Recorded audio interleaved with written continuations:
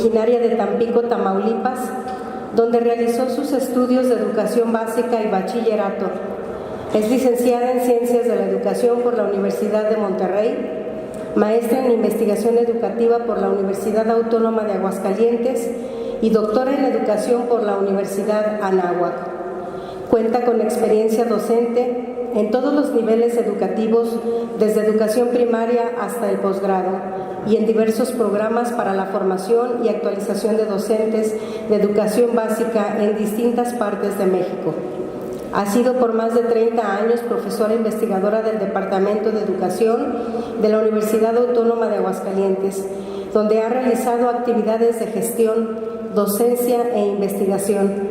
Ha desarrollado investigación en las áreas de política y gestión educativas, de la supervisión escolar, de evaluación y sobre efectos escolares de escuelas de educación secundaria. Fue presidenta del Consejo Mexicano de Investigación Educativa, COMIE, y ha desempeñado cargos directivos en el sistema educativo del Estado de Aguascalientes, donde llevó a cabo varios programas de reforma de la educación en el marco de la descentralización educativa en el año de 1992, siendo uno de los más importantes la reforma de la supervisión escolar en educación básica. Ha sido integrante de diversos consejos académicos nacionales e internacionales. Asimismo, tiene participación en eventos académicos nacionales e internacionales y ha publicado libros, artículos y ensayos sobre sus temas de investigación y de interés pedagógico. Fue directora general del Instituto Nacional para la Evaluación de la Educación, INEE, de marzo del 2009 a agosto del 2012. A partir del 30 de abril del 2013 fue elegida por unanimidad por el Senado de la República como consejera de la Junta de Gobierno del INEE en su nueva etapa como organismo constitucional y autónomo, responsabilidad que concluyó el 30 de abril del 2018. Actualmente se encuentra colaborando en la coordinación de asesores del secretario de Educación Pública y a partir de enero del 2019 se reincorporará a la Universidad Autónoma de Aguascalientes a sus actividades de docencia, investigación y gestión.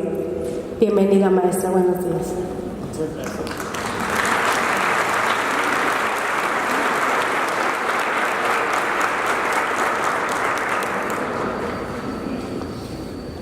Bueno, pues verlos y escucharlos es como pasar un video de los últimos 30 años de mi vida.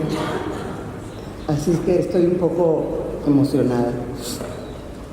Quisiera pues agradecerles a mis colegas maestros del instituto, al director general, a Lula, al maestro Juan, al maestro que lleva el servicio profesional docente, su atenta invitación y aprovechar que iba a estar yo por aquí. Y bueno, pero sobre todo al ingeniero del TEC, gracias por cobijarnos y espero que esta es una muestra de que la educación superior y la educación básica pueden convivir, pueden trabajar juntos. Pero por supuesto a todos ustedes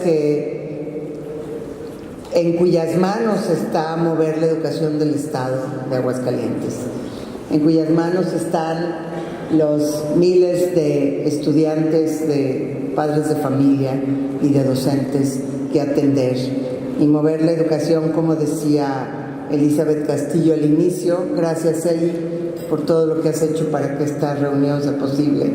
Cambiar vidas a mejor. Y me da gusto ver y sentir que en el Estado se ha seguido trabajando para eso. Uno lo ve cuando lo reciben en un recinto, cuando la gente te saluda, cuando hay orden. O sea, lo que estamos viviendo ahorita no tiene nada que ver con las reuniones y cosas que vivíamos hace 30 años, 25 años. Entonces, las cosas han cambiado, a lo mejor no a la velocidad que quisiéramos, ni como quisiéramos, pero yo creo que sí hay que mostrarlo porque sí es posible hacerlo. Quiero resaltar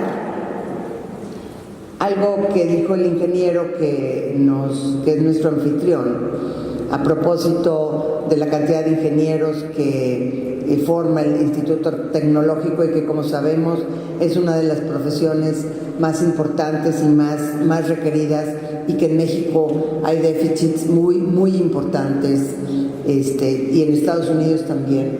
Entonces yo creo que ponerle atención a esto no es un asunto menor.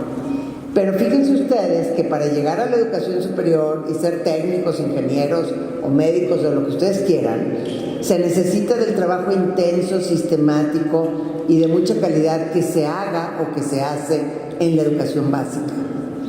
O sea, llegar a la educación superior no es en automático, o sea, es un proceso, como ustedes saben, mucho más largo, y lo que ustedes forjen en la educación básica es lo que van a recibir las aulas de las preparatorias y las aulas universitarias. Entonces no es de poca monta, de verdad. A veces nos cuesta trabajo, cuando trabajamos con los niños, visualizar el futuro de sus vidas, pero pues todos ustedes ya son egresados de la educación superior. Todos ustedes llegaron a la educación superior, a la formación profesional de la educación por distintas vías, pero hicieron ese recorrido. Y hubo personas en sus vidas, maestros, sus padres, sus abuelos, que los ayudaron a hacer ese camino. Entonces yo creo que no es menor comentario, y quería hacer esta conexión que hice ahora. Le agradezco a Raúl sus palabras y espero que, bueno, ahorita les digo lo que voy a decir y cómo lo veo. No los quiero prejuiciar, pero sí los quiero advertir o preparar.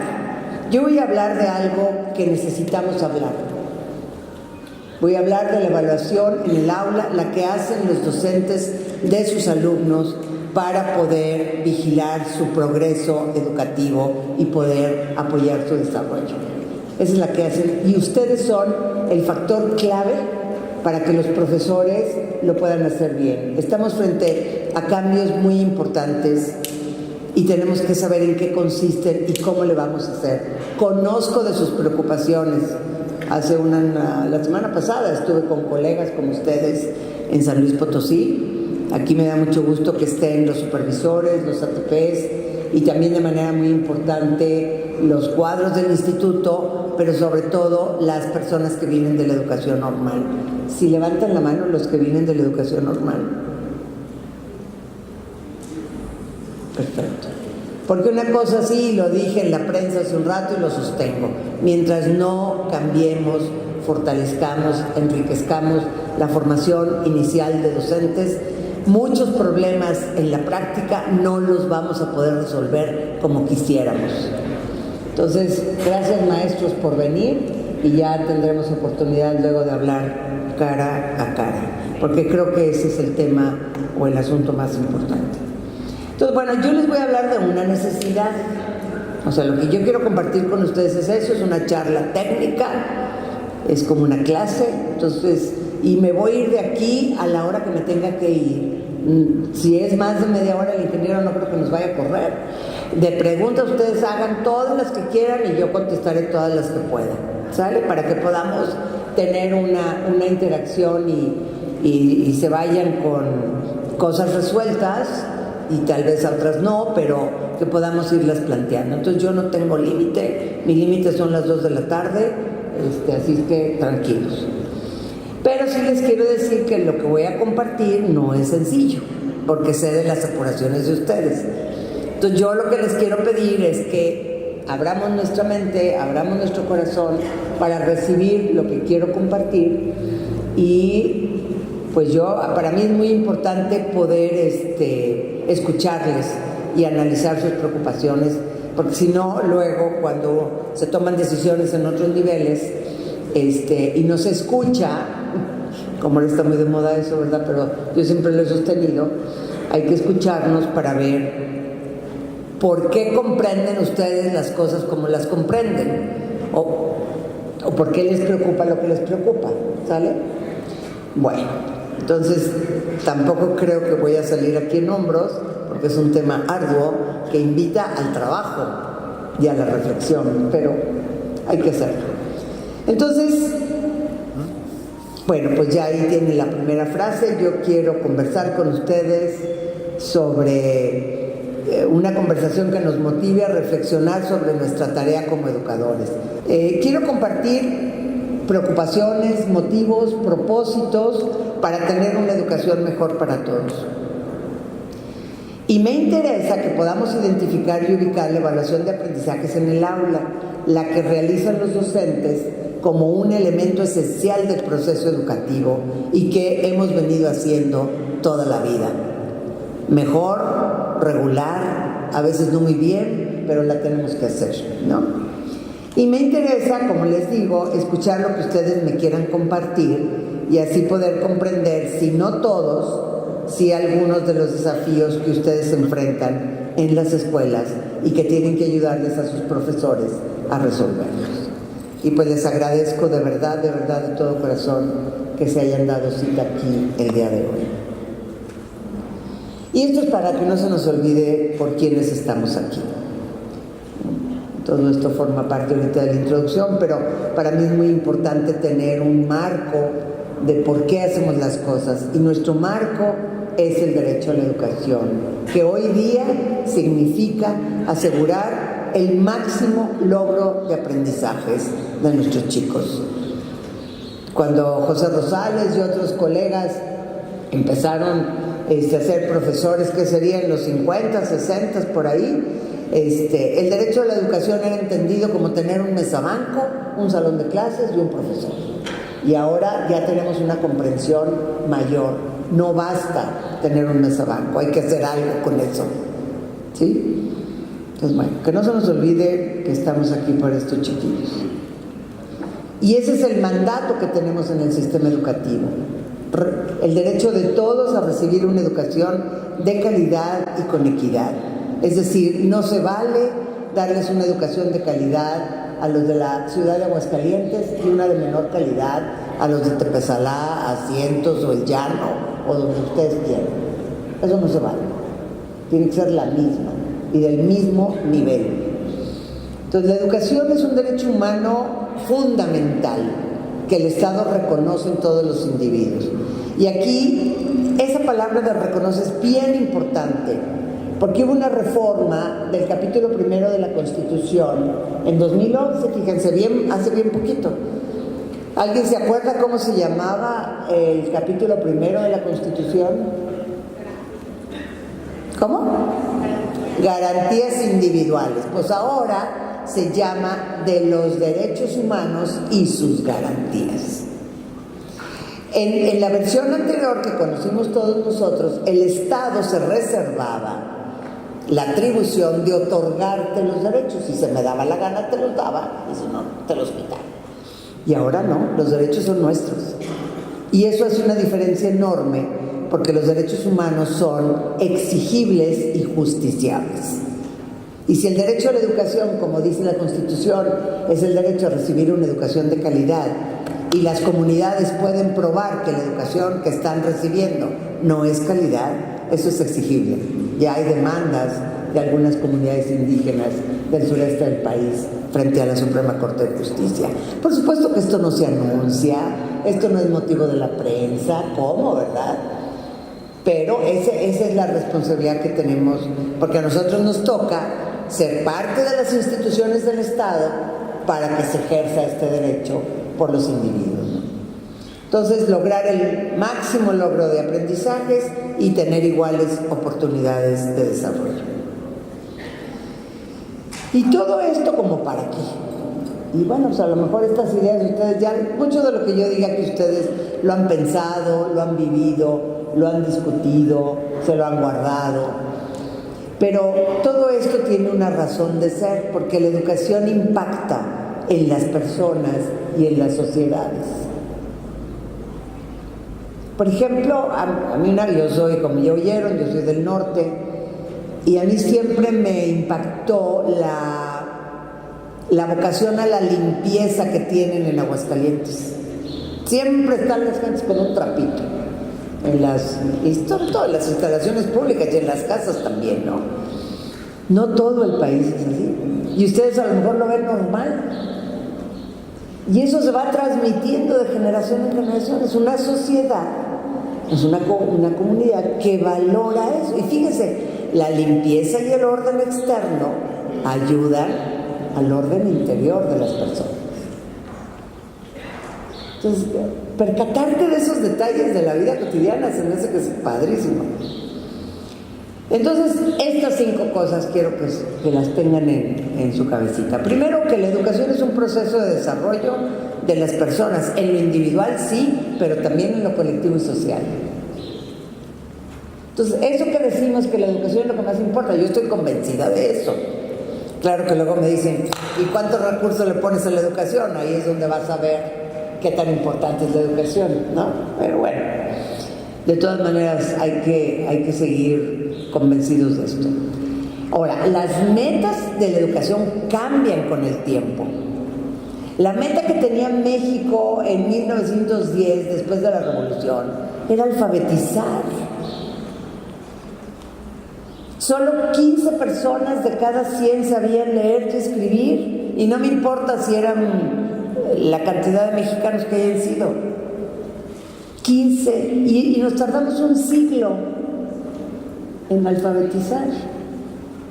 Entonces, las ideas de la calidad empezaron después, desde los 80. Desde los años 80 vienen avanzando. No las acabamos de entender muy bien, ¿verdad?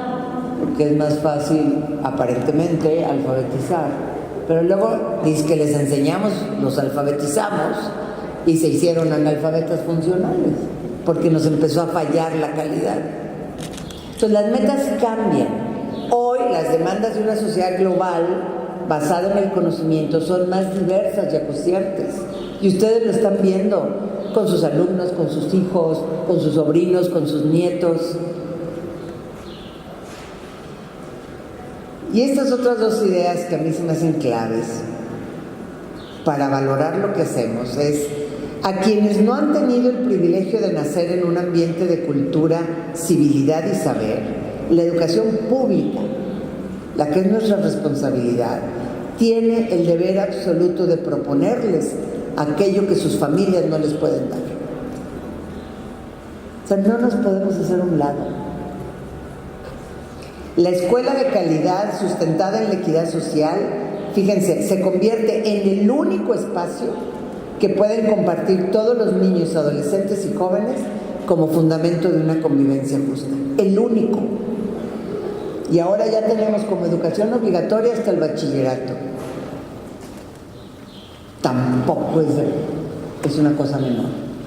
En suma, el valor de la educación consiste en mejorar las capacidades de las personas, quienes al aumentar las libertades fundamentales que poseen, potencian su desarrollo individual, optan por un estilo de vida propio y contribuyen a una sociedad más justa y próspera.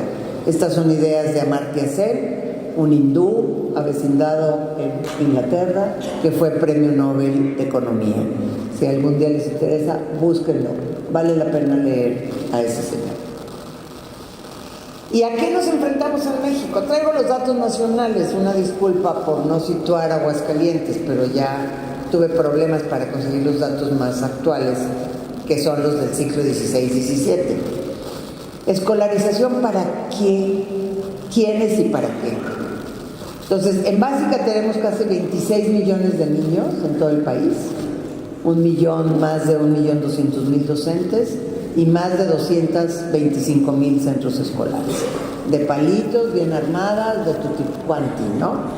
Y en educación media superior tenemos más de 5 millones, casi 300.000 docentes y 17.000 centros o planteles, con otras problemáticas.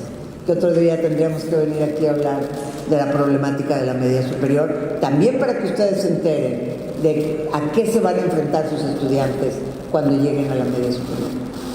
Entonces, México cuenta con un sistema educativo de grandes dimensiones, complejo en su estructura y diverso en su oferta. Y ustedes, los mayores, han sido los forjadores de ese sistema. ¿Se acuerdan que antes decían ese dicho de que uno no se puede morir? Que para morirte tienes que plantar un libro escribir un libro, plantar un árbol y tener un hijo. Sí, ya me hice bola. Y yo en el medio educativo digo, y si eres profesor, haber fundado una escuela. Entonces, muchos de ustedes les tocó fundar escuelas en sus años mozos para que este sistema creciera y hubiera escuelitas hasta donde el aire da vuelta. Pero a pesar de esto tenemos profundos desafíos para elevar la calidad, equidad y pertinencia de lo que hacemos. Sin demeritar los logros alcanzados, aún falta un largo camino para reducir brechas de desigualdad y la inequidad tanto en la calidad de la oferta como en los logros educativos. No podemos ofrecer calidades distintas y lo hacemos. Nada más pregúntense si los libros, aquí en el Estado espero que eso lo hayan conservado, si los libros de texto están el día 1 del ciclo escolar en todas las escuelas. Bueno, pues eso es un elemento que a ver cómo le hacen para resolverlo. Y aquí tenemos al señor director de planeación. El día 1 o el día 0 que empiece el ciclo escolar, los libros de texto tienen que estar donde deben de estar. Si el Estado ya los recibió, por supuesto. Entonces, calidad de la oferta, como de los logros educativos. Bueno, y cierro esta introducción con una reflexión de un pedagogo francés que me encanta, que también lo pueden buscar en YouTube, y bueno, ya ven que ahora por internet uno ve todo, ¿verdad? Dice, los países, esto es para hacernos conscientes de lo que estamos sufriendo, no solo México. Dice, los países occidentales, al democratizar el acceso a la escuela, o sea, se abrieron las puertas y todo el mundo llegó, no han sabido simultáneamente democratizar el éxito escolar. Entonces, la paradoja es que aquellos que tradicionalmente eran víctimas de la exclusión escolar se han vuelto culpables de su propio fracaso. Ese es un drama gigantesco que estamos viviendo en los países occidentales. Y ahora Europa y otros países, con la migración de los países árabes o asiáticos o africanos, pues peor. En fin, aquí tenemos, ¿por qué? Porque ahora llegan a las escuelas niños que proceden de poblaciones o de familias que no iban antes a la escuela. Quizás en Aguascalientes eso ya no se note tanto, es cosa de hacer por ahí un estudio solo de aquí del estado, pero fíjense, hace como, 4 o 5 años, los niños de secundaria decían, el 50% de estos niños, que sus mamás apenas tenían educación primaria. O sea que los maestros de secundaria tenían en las aulas niños, ¿sí?, que procedían de familias no escolarizadas o poco escolarizadas. Pregunta, ¿a qué se estarán enfrentando los maestros de esos alumnos? ¿Ok? Bueno, pues en este mundo es en el que nos movemos y en el que nos ha tocado vivir.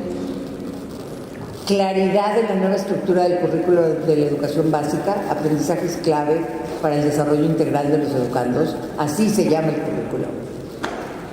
Importancia renovada de la evaluación de aprendizajes en el aula, nuevos instrumentos normativos y de apoyo para docentes, directores, supervisores y ATPs, y espero que no solo se claven en eso, hay que resolver cosas, ciertamente, y pues un cierre de la charla. Entonces ahora sí, todos sus sentidos, por favor.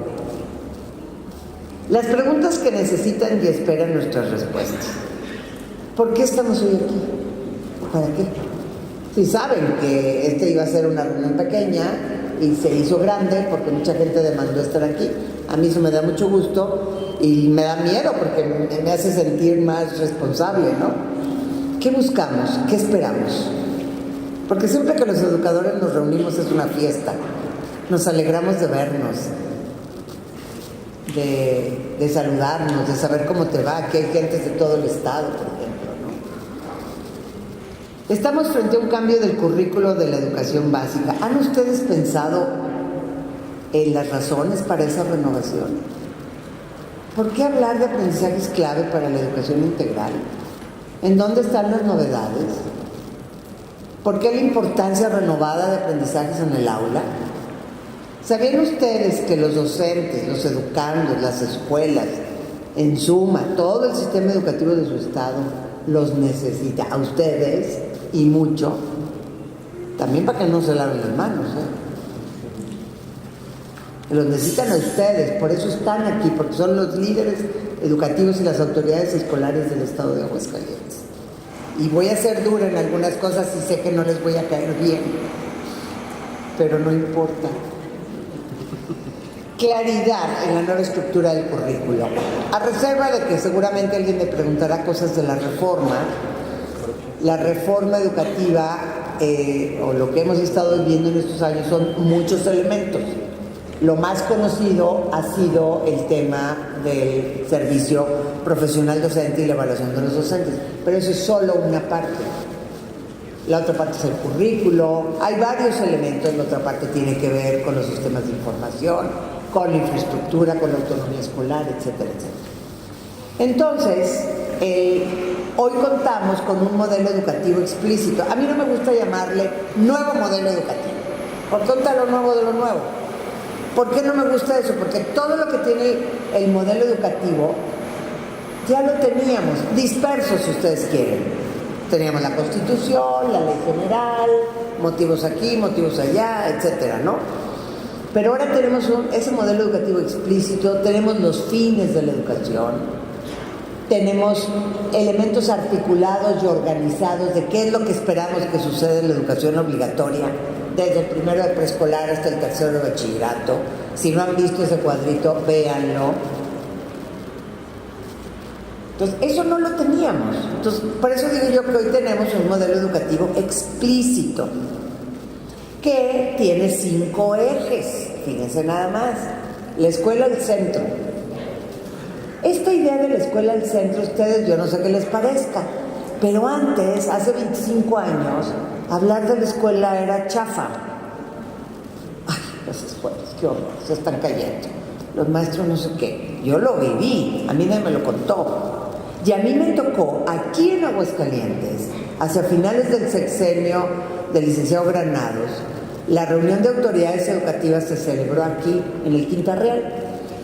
Y entonces don Miguel Limón, que era secretario de Educación, el tema central de la reunión de secretarios era la escuela. Fue cuando se empezaron a hacer todos estos trabajos de la gestión escolar, del diagnóstico escolar, del proyecto escolar, que en Aguascalientes ya habíamos empezado con los supervisores 5 años antes, ¿sí? Entonces era increíble ver a un secretario hablar de la escuela y la importancia de la escuela y lo que sucede en la escuela. Y de ahí se empezaron a desatar programas orientados a fortalecer la escuela como institución con una idea muy importante. El aprendizaje no ocurre solo en las aulas, en lo individual. El aprendizaje escolar es la interacción de lo que sucede en la escuela. Entonces ahí cambió esta idea. Entonces ahora se habla de la escuela al centro del sistema educativo nacional y se habla de una estrategia, no de un programa, sino es una concepción. Hay que hacerla valer. Así como hace rato les pregunto de los libros de texto y me dicen que no llegan, no están todos el día 1 en la escuela. Bueno, pues también, o sea, la escuela es importante. ¿Es importante para ustedes o es un peso del que quisieran deshacerse? El otro eje es la formación y el desarrollo profesional de los docentes. Lo que queremos que ocurra en las escuelas no ocurre en el vacío. Hay personas que lo hacen. La inclusión y la equidad, que también, si no, en este México desigual, no estamos machacando el tema de la justicia, de la igualdad, de la equidad, nos va a costar mucho trabajo conseguir la calidad de vida que queremos. Porque si no hay gente que no come, pues díganme cómo va a tener otros propósitos y otros motivos en la vida. Y aquí estamos bien en Aguascalientes. Caminen tantito. Las áreas de desarrollo personal y social y los ámbitos de autonomía curricular. Y por cierto que si quieren puedo hacer las gestiones para que venga alguien de autonomía curricular y platique un poco más en detalle con ustedes esto. Ok, Los campos de formación académica, pues tenemos lo convencional de la escuela, ¿no? Lenguaje y comunicación, pensamiento matemático y exploración y comprensión del mundo natural y social, donde está agrupado todo lo que ven ahí. ¿Ok? Luego tenemos las áreas de desarrollo personal, tenemos artes, educación física, educación socioemocional y tutoría. Hay quienes quieren tirar al niño el agua a la bañera, a la tubería, el tinaco, ¿verdad? Porque hay que darle más importancia a lo académico. Pero resulta, comentaba yo, hacía una reflexión con unos colegas, que cuando varios de nosotros fuimos a la escuela en los años 50, pues íbamos 4 privilegiados a las escuelas, conocíamos a todo el mundo, ¿no? Y este asunto de la formación de los hábitos, de la personalidad, la educación física, la educación socioemocional, pues era parte de la educación que recibíamos de nuestros profesores. Pero eso se fue diluyendo con el tiempo, enfrentamos otros problemas y ahora necesitamos tener un cuadrito en el currículo, necesitamos tener un cuadrito en el programa o en el calendario escolar, en lo que hace uno todas las semanas, para que no se nos olvide que tenemos que atender eso. Algo tenemos que hacer y además tenemos que evaluarlo. Bueno, esa es la razón. Es una razón muy sencilla. Los más jóvenes no sé cómo lo vean, pero los más mayores sí me van a cachar que eso es lo que nos ha ido pasando. Y luego tenemos los componentes, los ámbitos de autonomía curricular. Ámbitos. Ya sé, esto es la parte más dura. Ustedes, el gremio se ha quejado siempre que les imponen cosas. Pues ahora resulta que tienen que decidir y ahora se quejan de que tienen que decidir. No, son lo máximo. Entonces, esta es la mejor expresión que se encontró, discutiendo con muchísima gente, para el tema de la autonomía de gestión de la escuela. Entonces está ampliar la formación académica, potenciar el desarrollo personal y social, nuevos contenidos relevantes, que hay algunos novedosos que están dando mecatrónica y no sé cuánta cosa, bueno, pues que lo hagan. Conocimientos regionales y proyectos de impacto social. Entonces ahí todo el campo es orégano, como diría mi papá. Entonces lo que pasa es que en el sistema tenemos un pecado original. Queremos regular todo, queremos mandar todo, queremos mandar formatos para todo y pues le damos en la torre a muchísimas cosas. Entonces, esto es un ámbito interesantísimo de desarrollo de nuestras comunidades escolares. Y aguas, porque si no lo cuidan ustedes, la desigualdad y la inequidad se va a hacer más fuerte, porque el que tiene más saliva traga más pinole. ¿Cómo le hago? Ya.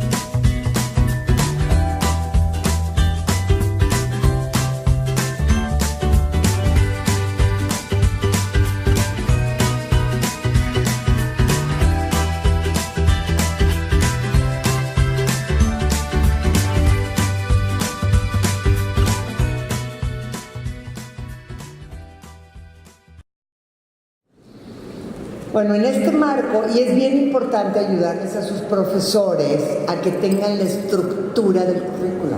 O sea, tenemos grados escolares, tenemos componentes del currículo, ¿no? Para que la gente arme sus cajitas en su cabecita y vaya metiendo las cosas que tenga que meter. Porque si no tenemos estructura, cuesta mucho trabajo y entonces hacemos un batidero de todo.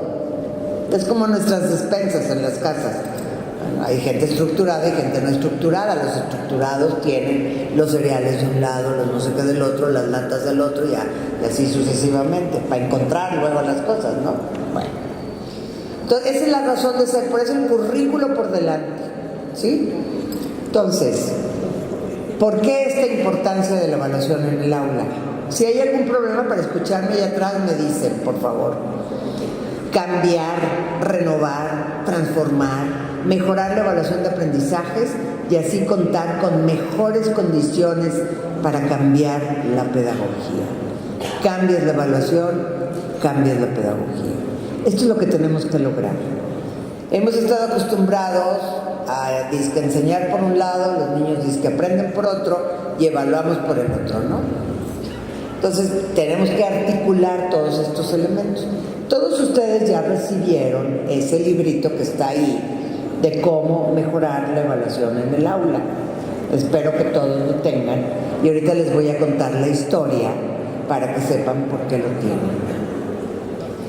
Entonces aquí les va un poquito de historia del proceso de definiciones sobre la evaluación de aprendizajes en el aula, en el que hemos estado trabajando decenas de personas de la Secretaría de Educación Pública, los estados y el Instituto Nacional para la Evaluación de la Educación sobre los aprendizajes clave y ahora la evaluación. Decenas y hasta cientos en algunos casos. Entonces, con relación a la evaluación en el aula, les voy a contar lo que ha pasado del año anterior a la fecha. Entre 2014 y 2017 se llevó a cabo el trabajo del modelo educativo y de aprendizajes clave. Seguramente muchos de ustedes participaron, se involucraron, escucharon y otros no. Aquí debe de haber de todo. En 2017-2018 nos dedicamos, ya una vez publicado el currículo Aprendizajes Clave en el Diario Oficial de la Federación, nos dedicamos a trabajar la evaluación de los aprendizajes, para lo cual había que emitir un nuevo acuerdo secretarial. Ustedes saben que cada vez que hay un cambio de currículo, hay un cambio en el acuerdo secretarial que tiene que ver con la evaluación. Yo, por ejemplo, ingresé a conocer el sistema educativo mexicano en los 70s y me tocó el famoso acuerdo 3810, que también causó una polémica bárbara, que fue el acuerdo que tuvo que ver con la reforma de Echeverría, cuando pasamos de las asignaturas a las áreas y cuando ya no ibas a calificar con números sino con letras. ¿Sí? Yo fui profesora de educación primaria en esos años. Entonces, y luego el acuerdo no sé qué, y luego el 17, y luego el 200, y ta. Entonces se ha ido complejizando todo. El tema de la evaluación y el arte de los educadores es que la complejidad la hagamos asimilable y la hagamos manejable. Entonces, el año pasado, después del terremoto del 11 de septiembre, empezamos a trabajar en el INE por iniciativa de la maestra Elisa Bonilla, que es la directora general de desarrollo curricular, y mía, y armamos un grupo de abogados del INE, de abogados de la SEP, los curricularistas y las gentes especialistas en evaluación para ir armando ese acuerdo secretarial, que es lo mejor que pudimos hacer. Yo no digo que sea perfecto, como dicen los legisladores, todo es perfectible, así es que se aceptan sugerencias. Entonces nos juntábamos cada semana, discusiones y reflexiones. Eso funciona muy bien, ¿eh? Todos los martes de 8:30 a 10:30 y íbamos avanzando en las cosas, ¿no? Discusiones y reflexiones amplias y diversas. En eso estábamos. Yo este libro, ustedes seguramente ya lo vieron, el prólogo es mío, yo soy muy amiga de Pedro Ravela. Entonces, en el 2017, Pedro me escribió y me dijo que si yo hacía el prólogo. Y yo conocía los trabajos previos que iban a... Él había hecho estudios en México y en otros países sobre cómo evalúan los profesores. Entonces le dije que sí, y bueno, pues ya lo hicimos. El libro lo publicaron en Uruguay el año pasado, se presentó en el INE a principios de septiembre, y yo quería que Lisa lo conociera, porque me parecía que era un excelente material para México, y ya estaba hecho. Entonces a ella le encantó, y entró, es una mujer muy ejecutiva, muy eficiente, entró en negociación con la editorial uruguaya. En Uruguay se imprimieron 500 ejemplares. El primer tiraje que sacamos en México fueron 500,000. Si ustedes abren la última paginita del libro que les dieron, 500,000 el tiraje. Originalmente, que era el dinero que había el año pasado, se pensó que fueran 2 libros por escuela. Pero luego, hace cosa de, que serían unos 3 meses, yo creo, había un remanente de recursos en la CONALITER y se reimprimieron 770,000 ejemplares más. Por eso ahora los libros son para cada profesor, en lo individual. Pues algo hizo mal Aguascalientes y que lo corrija. Tienen que entregarle uno a cada maestro. Punto. Se acabó. Eso es muy... Y ahorita van a ver por qué. A ver, calma. Ahí luego repelan con quien tengan que repelar. Entonces son para cada... Lo que pasa es que la primera instrucción era que era para cada escuela. Tranquilo, todo se va a resolver. Además el libro ya lo escanearon, ya deambula en PDF por todos lados. No hagan drama. Pero yo sí les quiero contar la historia, porque nunca sabemos por qué salen las cosas. Y una cosa es que no salen por generación espontánea, cuestan, hay que tomar decisiones, hay que motivar a la gente, etcétera. Bueno, entonces ahorita van a ver por qué es importante que tengan muy claro lo del libro. Para esto mis amigos de América del Sur están asombrados, ¿verdad? ¿Cómo que 1,270,000? Pues para que vean. Porque en Perú se hizo una reimpresión de 500. No, le digo, es que en México así somos, en grande. ¿A poco no? Y luego pues trabajo con el jurídico de SEP y control escolar, y fíjense, mea culpa, se me olvidó decirles que trajéramos a los de control escolar. Ahora a ver cómo la replica la charla con los de control escolar, hay que te ayuden.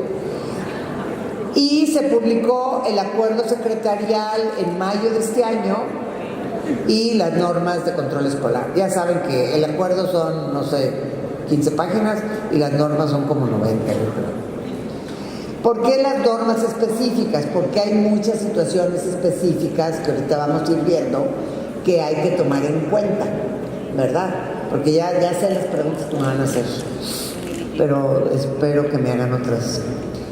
Luego hemos estado haciendo con Pedro Ravela y su equipo un curso en línea. Por eso es importante que el libro esté disponible. Se están diseñando materiales y se está diseñando un site que se dice ahora, en evaluación, y seguimos trabajando. Esta tarea apenas empieza, porque la evaluación no fue objeto de la formación de docentes desde finales de los 70s. En las escuelas normales, yo tengo entendido, no sé en qué época, había un curso que se llamaba docimología, que les enseñaban a calificar. Calificar no es evaluar, les enseñaban a calificar. Y calificar, yo califico con la curva. Se han de haber oído eso a sus profesores. Entonces, al que salía mejor le ponías 10, al que salía peor le ponías 0 y en medio, ¿no? Entonces, en realidad el que marcaba la nota, pues era el que había salido más alto, ¿no? En fin, esas épocas ya pasaron. Pero entonces, por alguna razón que desconozco, los programas o los currículos de la educación normal abandonaron el tema. Yo estudié Ciencias de la Educación en Monterrey y tenemos un curso puro y duro de evaluación de aprendizajes. y aprendías un chorro de técnicas y de cosas para hacer diferentes, obtener evidencias de diferente forma. Bueno, esto es, en esta laminita se concentra mucha historia, pero ustedes ya la saben. Conceptos, sí señores, hay que tener conceptos en la cabeza.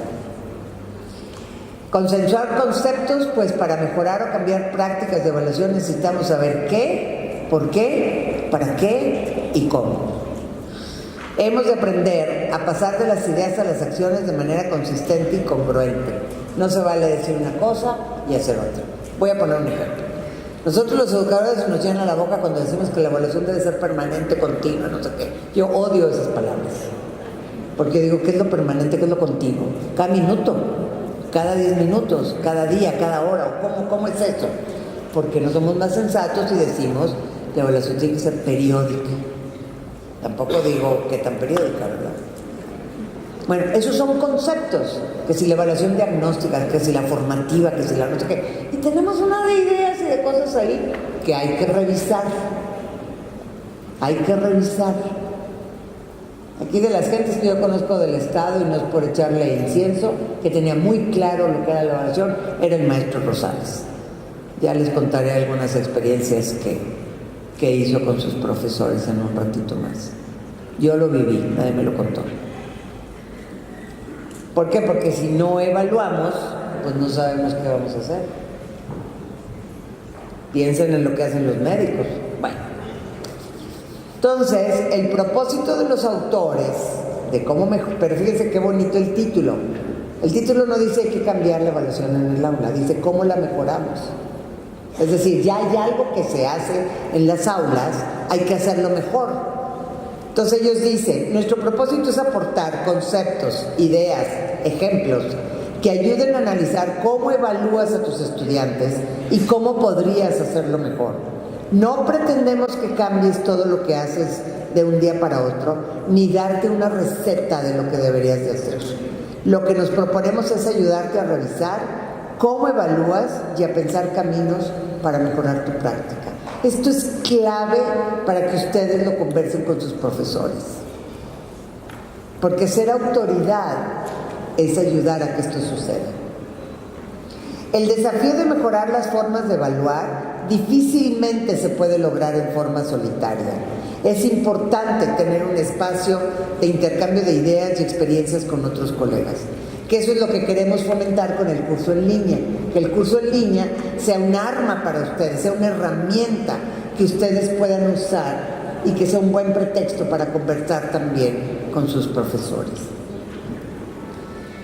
¿Qué es evaluar? Pues por lo menos 2 o 3 ideas. No voy a dar aquí una clase de evaluación, ni mucho menos, pero creo que hay cosas básicas.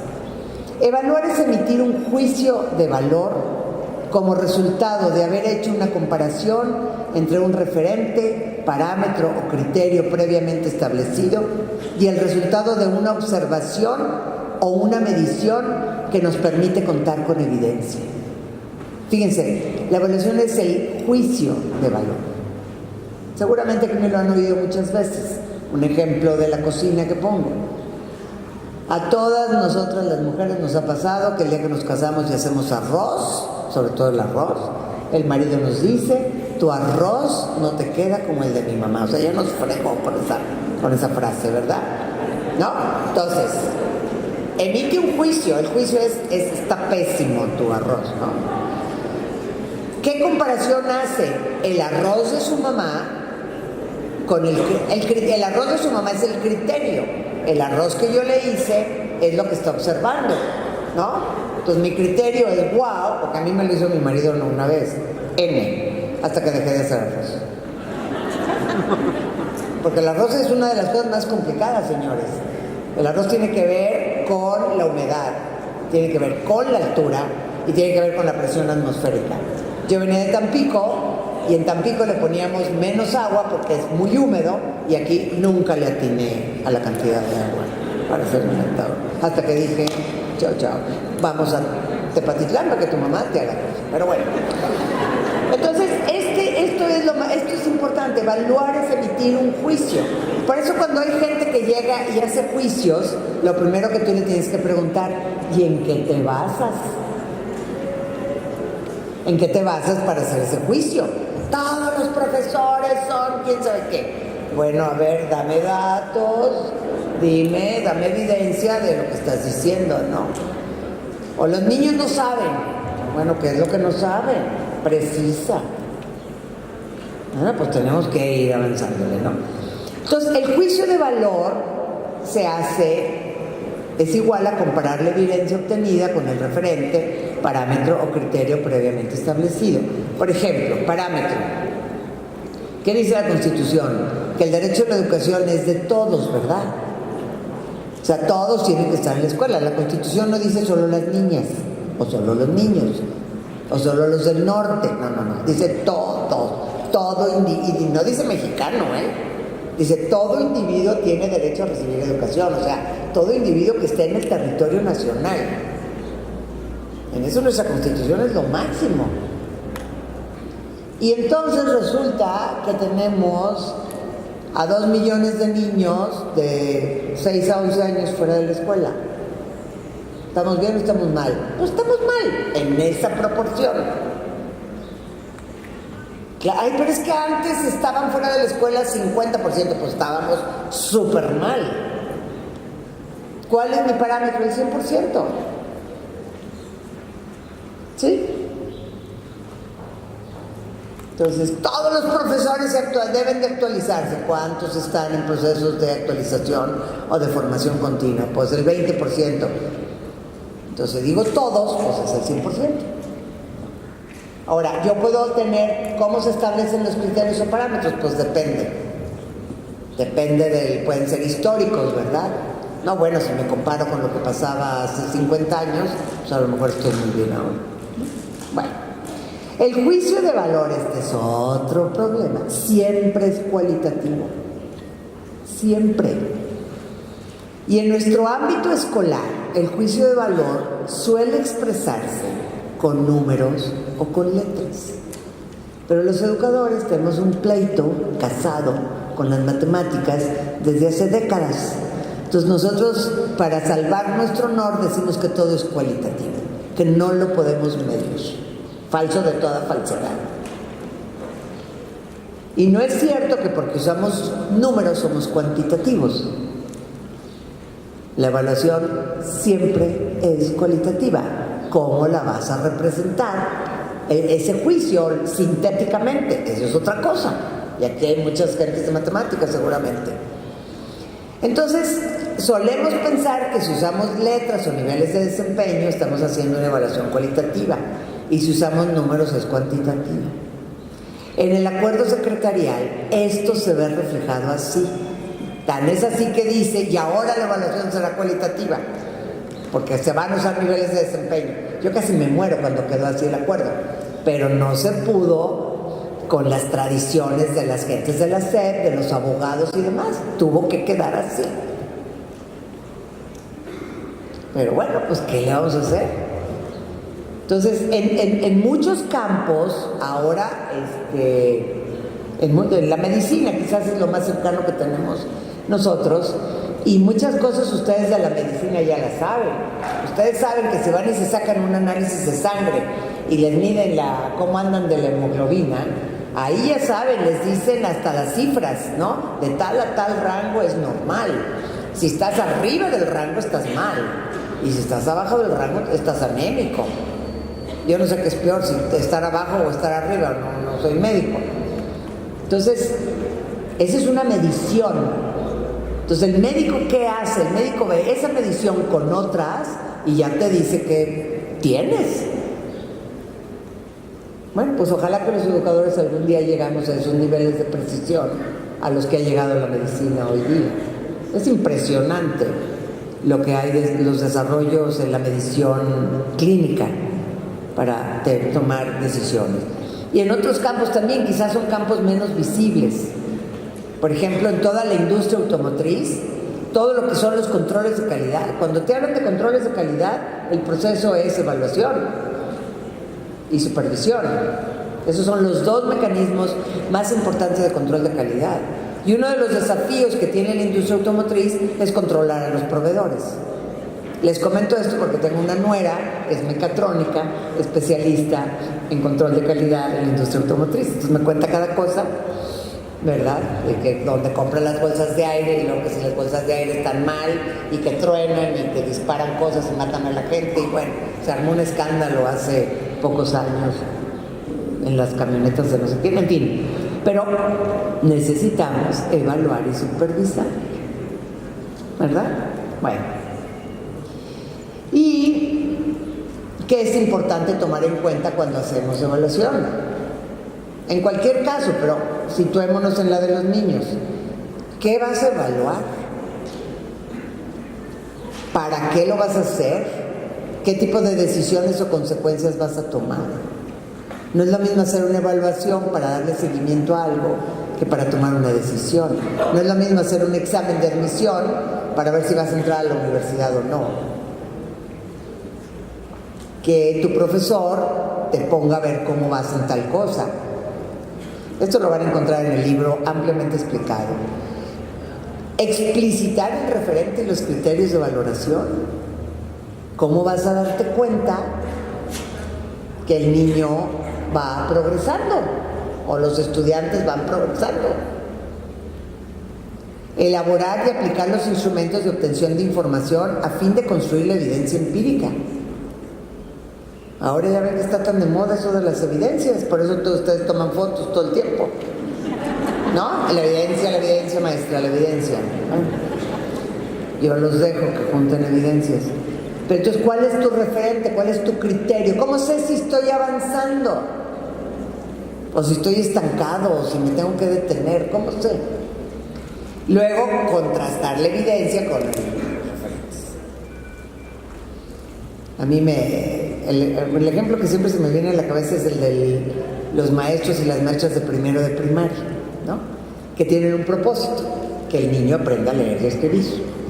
Y bueno, claro que la lectura es el número uno, pero pues hay niños que ya en octubre leen y hay otros que es el día anterior a que cierre el ciclo escolar y uno está así, ¿verdad? ¿Y cuándo va a despegar verdad? Entonces, ¿qué evidencia empírica requiere reunir ese maestro para poder a lo mejor acelerar, empujar un proceso o tener paciencia y saber que va a ocurrir el milagro? Entonces, ese es un ejemplo extremo, pero eso lo pueden ver en cualquier otra asignatura o área. Construir una nueva comprensión o valoración de la realidad evaluada y tomar decisiones para actuar. Pues eso es lo que hacemos los educadores. El asunto aquí es que dejemos de ver la evaluación en el aula como un trámite burocrático administrativo y lo veamos como un elemento pedagógico fundamental del proceso educativo. Y yo los invito a que veamos la evaluación como una forma de conocimiento que permita tomar decisiones y modificar la realidad. Ustedes lo hacen. Y les voy a contar la historia de José. Y si me equivoco, me corriges, José. Esto voy a hablar desde hace que será como más de 20 años, ¿no? José estaba convencido de este tema de la evaluación, entonces organizó, él estaba en el municipio de Cocío, y organizó a los directores y docentes. Entonces, pero es la visión de un maestro que tiene una visión de procesos, ¿no? Y bueno, la gente que viene del campo tiene una valoración de las cosas diferente. Ahí les va, esto es como el encuadre, porque a mí me sorprendió muchísimo. El año 1, José hizo los exámenes de, no sé si de todas las asignaturas, pero para todos los grados de la primaria, de primero a sexto. Claro que los niños salieron fatales. Entonces los directores y los profesores, yo estuve en esa reunión, lo criticaron y le dijeron que la culpa la tenía él, que porque él ya no estaba en el aula y que qué barbaridad y que los exámenes estaban fatales. Pero él esto todo lo hizo conscientemente, no crean que fue así como surgiendo. El año 2, hicieron los exámenes los directores de las escuelas, pues ellos están ahí, pues bueno, pues también les fue fatal a los chiquillos. Todos los profesores estaban así, porque los directores los querían poner en evidencia, en otro sentido de evidencia, tan furiosos, ¿no? Entonces, el año 3, fíjense bien, el año 3, él convocó a todos los profesores, los organizó por grados escolares, asignaturas. Ya para entonces tenías un mimeógrafo, me acuerdo, y se distribuyeron las pruebas. Pues ahí va otra vez el asunto. Se imprimieron, lo que ustedes quieran, por supuesto que salieron fatal los chiquillos. Entonces ahora sí, sentémonos, ¿dónde está el problema? Entonces llegó un profesor furioso con el examen de ortografía. ¡Qué barbaridad! Que el examen estaba lleno de errores y el maestro les había dicho, yo voy a imprimir lo que ustedes me entreguen, yo no les voy a cambiar una coma. El examen original que habían hecho X profesores estaba plagado de errores de ortografía. Entonces, pero pasaron 3 años y ya se pudo, digo, tampoco hay que tardarse tanto, pero bueno, él tenía su dinámica ahí, muy respetable, y lo logró. Entonces la gente se empezó a enganchar lentamente, ¿verdad?, en una manera distinta. Aquí también algunos supervisores hicieron cosas que no se hablan, de aplicarles a los niños y a los maestros el mismo examen y reflexionar qué problemas tienen los niños y qué problemas tienen los profesores. En San Luis Potosí se acaban de aventar este año una experiencia parecida con la Olimpiada del Conocimiento, porque la Olimpiada creo que es de las pocas evaluaciones que el Estado tiene el control. Entonces consiguieron como 3,000 voluntarios, profesores, solo de sexto, y les aplicaron la misma prueba de los niños a los maestros, pues ya sabrán ahí todo lo que ha pasado. Pero bueno, ya por lo menos tienes una evidencia y tienes elementos de conversación muy importantes, ¿no? Aquí en Aguascalientes, y algunos de secundaria se han de acordar, como tú, para cuando hicimos lo del CEPAM, que primero trabajamos con primaria y preescolar, hicimos la vinculación entre preescolar y primaria y secundaria. Pero los maestros de secundaria no tenían una oferta específica porque se nos hacía más difícil, no teníamos suficiente capacidad para atender las distintas necesidades de los maestros de secundaria, simplemente por las asignaturas. Entonces, se le ocurrió a una colega, a Marisela Márquez, armar un curso de cómo desarrollar habilidades para el aprendizaje escolar. Entonces yo junté en mi oficina a colegas, eran de secundaria, habían sido mis alumnos, creo que tú también fuiste a esa, ¿verdad, Lula? Y les digo, ¿cómo le hacemos? ¿Cómo le entramos a secundaria? Entonces, Felipe Álvarez me dijo, mira, no vamos a querer solucionar cosas si no sentimos que el problema es nuestro. Entonces ahí la conversación, la discusión, bla, bla, bla, y se decidió armar el curso, y en la primera sesión, era un curso de 1 año, donde se suspendían clases una vez al mes, y en la primera sesión se les aplicó el IDANIS, que era un instrumento, una evaluación de egreso de sexto para ingreso a la secundaria. IDANIS quiere decir Instrumento de Diagnóstico de Ingreso a la Educación Secundaria, eso quiere decir.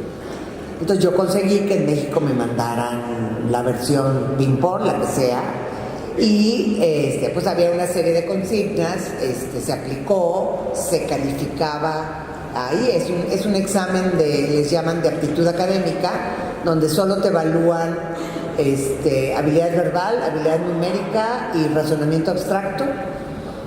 Y entonces ahí se califica y ya hay normas, y que es un instrumento muy pautado donde te dicen que si tienes, que no tienes, que te hace falta. Y ya de ahí se desarrolló el curso de habilidades para el aprendizaje escolar. Pero, y los profesores, los que fueron profesores, tenían prohibido de hablar podían hablar de lo que había sucedido en su grupo, pero no podían decir quién era su grupo, para no estigmatizar a la gente, ¿no? También está la diagnóstica, pero ahorita no me voy a meter a ella. Hay algunos que se hacen evaluación diagnóstica, que pues, se puede hacer más o menos de manera sistemática, pero hay muchas formas de recibir a los niños en los nuevos cursos y tener elementos. Si esto lo logramos hacer, la evaluación formativa del año 1 se convierte en la evaluación diagnóstica del año 2 y así sucesivamente. Entonces, la evaluación formativa, su propósito es realimentar tanto el proceso de aprendizaje como el de enseñanza para corregir, ajustar y reorientar.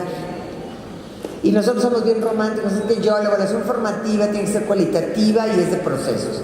Cuando dicen eso, solo Dios sabe qué quieran decir. Más bien que no hace nada, esa es la verdad, pero bueno. Entonces, la evaluación formativa es para realimentación y utiliza, y eso lo van a ver muy desarrollado en el libro, la coevaluación y la autoevaluación, pero en serio. No la autoevaluación para yo ponerme todas las palomitas, sino la autoevaluación para someterme a análisis serio de lo que me esté evaluando, ¿no? Entonces, realimentar, coevaluación y autoevaluación es diferente a calificar y valorar. Ojo, aquí está la clave.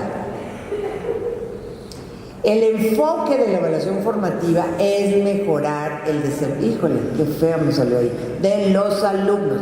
Yo le escribí, o sea, la palabra alumnos está mal escrita. Mejorar el desempeño de los alumnos y en realidad también del profesor. Porque uno como maestro, ¿a poco no? Cuando han estado frente a sus alumnos, yo me acuerdo cuando daba clases en primaria, que luego, pues a uno se le ocurría hacer mil cosas con los chiquillos. Me acuerdo que daba clase en segundo y era día de la ONU. Entonces se armaron grupitos de los niños de 8 añitos para hablar de las Naciones Unidas. Y había un grupito que eran muy agarridos los huercos allá en Monterrey, y entonces llegaron todos en traje, y era el secretario general de la ONU, y el del trabajo, y el de la UNESCO, y el de no sé quién, y cada quien habló de lo que hacía. Y entonces yo me fui atrás del salón, y donde los vi hablar y pararse, dije yo, me estaban imitando en todo. Los niños, era divertidísimo. Entonces, pues sí, hay también una especie de evaluación formativa, para que yo corrigiera pues ciertas cosas. Yo me paraba en la pared siempre en una pierna nada más. Entonces así estaban parados los niños como garzas, ¿verdad? En fin, pero es mejorar el desempeño de los alumnos, pero también la enseñanza del profesor. Y la sumativa, su propósito es cerrar un periodo, un ciclo o nivel, para transitar al siguiente periodo, ciclo o nivel. Y está en relación con la acreditación y la asignación de calificaciones y posteriormente la certificación. Pero si yo hago buena evaluación formativa, ¿puedo aplicar exámenes en evaluación formativa? Sí, pero tu propósito no es calificar, tu propósito es averiguar qué está pasando. ¿Sí? ¿Puedo aplicar el mismo examen en la evaluación formativa y luego en la sumativa? Sí.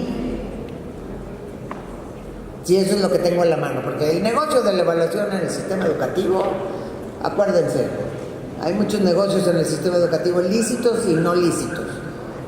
Y uno de los negocios educativos es la venta de exámenes. Horribles, yo los he visto. Bueno, pues hay que hacerlos bien. Hay que aprender técnica. Somos profesionales. Hay que ayudarnos.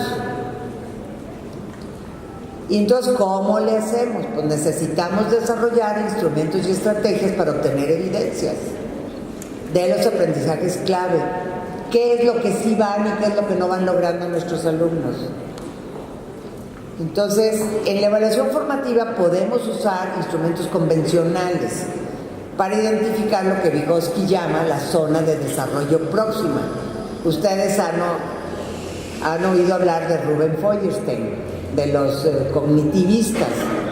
Ellos plantean la evaluación dinámica, claro que es evaluación de gabinete. Entonces ellos te aplican las mismas baterías de exámenes que hay de medición de la inteligencia o qué sé yo, ¿sí? Y entonces ven dónde estás, te dan el apoyo y te vuelven a aplicar esa batería después de la intervención. Entonces, ¿Puedes hacer eso? Claro. Entonces tienes una evaluación formativa para identificar dónde están los huecos, en este caso, ese es un concepto bellísimo, zona de desarrollo próximo, te apoyo, te doy las muletas que necesitas y te vuelvo a hacer la evaluación, y a lo mejor ya te pongo una calificación y todo lo que sigue. Y la evaluación sumativa, uso creativo de exámenes de distinto tipo, trabajos, actividades especiales que permitan tomar decisiones de asignación de notas. Esa es la papa caliente. Buscar la o las maneras de vincular la formativa con la sumativa. O sea, esto no lo voy a resolver en esta charla, pero sí quiero dejarles estas inquietudes para que cuando lean el libro, porque yo tengo mucha confianza en ustedes y en los docentes, de que se les van a ocurrir 80,000 cosas, no tengo la menor duda. De que la mayoría van a hacer cosas excelentes, tampoco tengo duda. Hay que alentarlo, hay que direccionarlo, hay que organizarlo para que no se disparen, ¿sale? Y ahora con internet, pues los maestros jóvenes yo creo que nos dan 10 y las vueltas a todos. Entonces, esta es una tarea en la que tenemos que entrar todos y construir con mucha responsabilidad y creatividad aquello que necesitemos los docentes para realizar nuestra tarea con la máxima calidad. Y luego tenemos los nuevos instrumentos normativos, que es el acuerdo secretarial, las normas de control escolar y el reporte de evaluación, que ya no se llama boleta. ¿Por qué no se llama boleta? Pues si estamos cambiando la concepción, pues cambiémosle el nombrecito. En el acuerdo 592 yo bauticé la boleta como la cartilla, un poco asociando la idea de cartilla de evaluación con cartilla de vacunación, pero pues ya no les gustó la palabra cartilla, pues le pusieron reporte, ya no me voy a pelear por eso. Y entonces vamos a ver si aquí no se me... ¿Sabes en qué consiste el acuerdo en el que se establecen las normas generales para la evaluación de los aprendizajes esperados? Se publicó el 7 de junio de 2018 y entró en vigor en el ciclo escolar 2018-2019. A partir de ello, el Acuerdo 696 se derogó. Sus normas tienen el propósito de favorecer el seguimiento y la evaluación en beneficio del aprendizaje de los alumnos y de apoyar la práctica pedagógica de los docentes. Los alumnos deben conocer los criterios de evaluación y sus resultados. Esto les permitirá darse cuenta de lo que aprenden y de cómo mejorar. Dichos resultados de la evaluación orientarán a docentes, autoridades y familias para mejorar el aprendizaje. El acuerdo establece 3 periodos de evaluación. El primero, del inicio del ciclo escolar a finales de noviembre. El segundo, de inicios de diciembre a finales de marzo. Y el tercero, de inicios de abril hasta el fin del ciclo escolar. Los padres de familia pueden informarse sobre el desarrollo de sus hijos en cualquier momento. Los 3 componentes del currículo que serán evaluados son formación académica, desarrollo personal y social, autonomía curricular. Ahora, la evaluación es cualitativa, con 4 niveles de desempeño. El nivel 1 indica dominio insuficiente de los aprendizajes clave. El estudiante tiene carencias fundamentales en los conocimientos, habilidades, actitudes y valores para seguir aprendiendo. El nivel 2 indica dominio básico de los aprendizajes clave. El estudiante tiene dificultades para demostrar los conocimientos, habilidades, actitudes y valores requeridos. El nivel 3 es satisfactorio. El estudiante ha demostrado los conocimientos, habilidades, actitudes y valores requeridos con efectividad. El nivel 4 indica dominio sobresaliente de los aprendizajes clave. El estudiante ha demostrado los conocimientos, habilidades, actitudes y valores requeridos con un alto grado de efectividad. Solo en el caso de las asignaturas de formación académica, los niveles de desempeño se pueden traducir a calificaciones numéricas. El nivel 1 corresponde a 5 y es reprobatorio. El nivel 2 a las calificaciones 6 y 7. El nivel 3 a 8 y 9. El nivel 4 a 10. Son aprobatorios los niveles 2, 3 y 4. Para acreditar cada nivel de educación básica se consideran los siguientes criterios. Preescolar y primer grado de primaria se acreditan con el 80% de asistencia. Para acreditar el segundo de primaria se necesita al menos 80% de asistencias, aprobar lengua materna y matemáticas, obtener al menos nivel 2 en 2 áreas de desarrollo personal y social y en 2 clubes de autonomía curricular. De tercero a sexto de primaria se requiere 80% de asistencias, aprobar lengua materna y matemáticas. Promedio mínimo de nivel 2 o 6 en el resto de las asignaturas de formación académica. Y evaluaciones mínimas de nivel 2 en al menos 2 áreas de desarrollo personal y social y 2 clubes de autonomía curricular. Los 3 grados de secundaria se acreditan con 80% de asistencias, aprobar lengua materna y matemáticas, promedio mínimo de nivel 2 o 6 en las asignaturas de formación académica y evaluaciones mínimas de nivel 2 en al menos 2 áreas de desarrollo personal y social y en al menos 2 clubes de autonomía curricular. Al acreditar cada nivel, la autoridad educativa expedirá el certificado correspondiente. La evaluación es parte fundamental del proceso de aprendizaje. Educar para la libertad y la creatividad. Bueno, pues ahí hay un resumencito del acuerdo secretarial. Ya sé, ya están cansados, son varios elementos que hay que tomar en cuenta. Y bueno, seguramente ahorita me harán preguntas sobre eso. Entonces, instrumentos y materiales de apoyo, es el curso de la evaluación en aula, estará en el aire o en la red a finales de octubre. Se va a lanzar en el entendido que ya el libro está distribuido o estará distribuido. Es un curso como los de aprendizajes clave, son 10 temas, 10 lecciones, en donde se van tratando de manera desmenuzada los asuntos que he comentado ahora. Hay materiales diversos en formato electrónico, por ahí algunos de ustedes tienen las ligas, se les pueden distribuir a todos. Se presentó el libro en la Secretaría de Educación Pública en abril. El licenciado Granados se lo echó de la A a la Z y Gaby Barba fue como supervisora una de las presentadoras y otras personas. Está el texto de Gaby, que también se puede divulgar, y está el video. Hay varias conferencias de Pedro Ravela, hay fichas, cuadernos, sugerencias de instrumentos que están yo le llamo portal, pero los técnicos les llaman el site o el site. Pero falta mucho por hacer y por construir. Entonces aquí las escuelas normales tienen un campo amplísimo, importantísimo de trabajo conjunto con básica. Tenemos que desarrollar instrumentos para obtener evidencias del aprendizaje de los alumnos de cada nivel y componente del currículo. Entonces imagínense que si se juntan para hacer cosas para primero de primaria, para segundo, para tercero, o para lengua con todos los grados, en fin, yo creo que podemos desarrollar muchísimas cosas. Diseñar formas diversas para registrar el avance en el aprendizaje. Ese es un problema. ¿Y ahora cómo lo voy a hacer para saber si va progresando o no?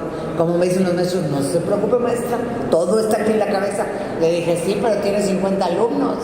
¿Cómo le hacen, no? Compartir las experiencias que los docentes van haciendo. Por favor, aprendizaje colaborativo. Y el site de evaluación van a encontrar conceptos, instrumentos. Todavía no está totalmente hecho, pero esto es lo que va a haber. Le llamamos desarrollo de capacidades y multimedia. Ahí tienen algunas portadas. Por ejemplo, en conceptos de evaluación, aquí tienen un texto sobre calificar, qué significa, ¿no?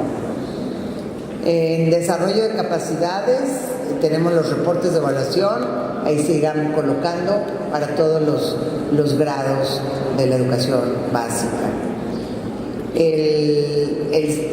Instrumentos, empezarán ya a surgir algunos ejemplos, y lo que queremos es alentar a que ustedes, los profesores, propongan cosas y puedan irse incorporando en este sitio. Ahora, independientemente de lo que pase en el futuro, yo creo que el Estado de Aguascalientes puede tener y desarrollar su propio site, ¿verdad? Yo creo que sí va a haber una cuestión nacional, pero por ejemplo ya San Luis Potosí tiene el suyo y otros estados, y de una vez se los digo, no se esperen sino ir alimentándonos y hacer cosas muy creativas, ¿no? Y luego en el desarrollo de capacidades, pues está el libro, están los cursos en línea, tanto de evaluación como de aprendizajes clave. Entonces, lo que ustedes tienen que ayudarles a los maestros, pues a discriminar, a priorizar, a dosificar las cosas para que no sientan que se les viene el mundo encima, ¿no? Y luego tenemos aquí las cosas multimedia. Lo que tengo de ejemplos acá, pues todo es fijo, no es para que lo pueda mover. Y bueno, pues, ¿en dónde están las novedades? En el caso de evaluación de aprendizajes, que solo vamos a entregar 3 reportes al año. Cuando yo iba a la escuela era cada mes. Con la reforma del 93 eran cada bimestre. Y ahora es 3 veces.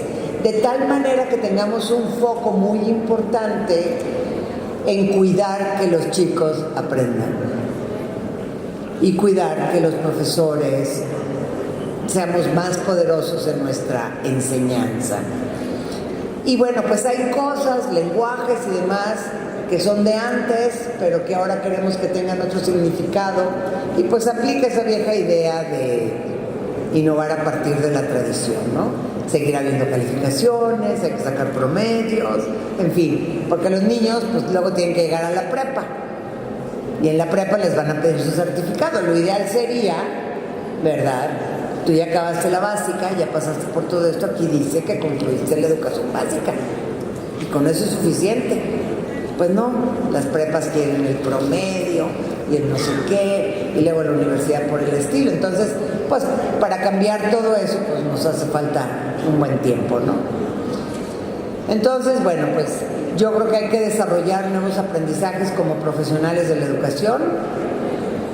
Y la evaluación de aprendizajes, creo que aquí ha habido, el maestro Felipe ha estado haciendo cosas, hay que fortalecerlas, hay que ver estratégicamente desde dónde. Y bueno, pues estas cosas que ya les comenté para que las tengamos a la mano.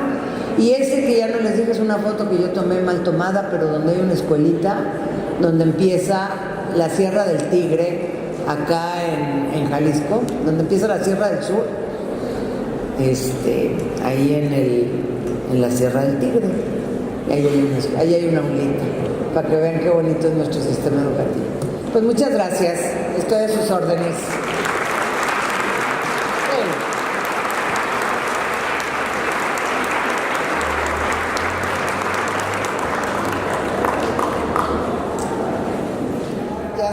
Los alumnos por el 80% de asistencia. Mire, déjeme checar, no es así, pero el tema es que queremos que los niños vayan a la escuela, ¿sí? Entonces, eso, pero si un niño no cubre el 80%, es muy bajo, la verdad.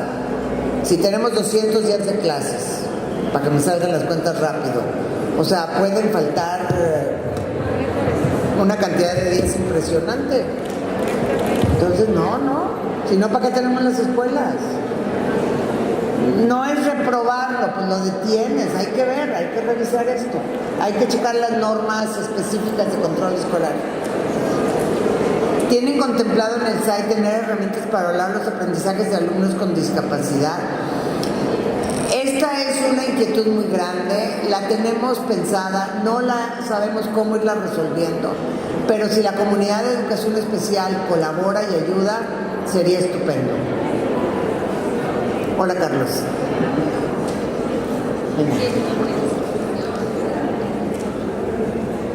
La mayoría de elementos que ahora sé sobre proyectos escolares lo aprendí en el 92-98. El impacto y operación de mis saberes fue años después, y ahora como jefe de sector lo sigo consolidando. Muchas gracias, maestra. Pues a darle, que ahí los maestros la están esperando.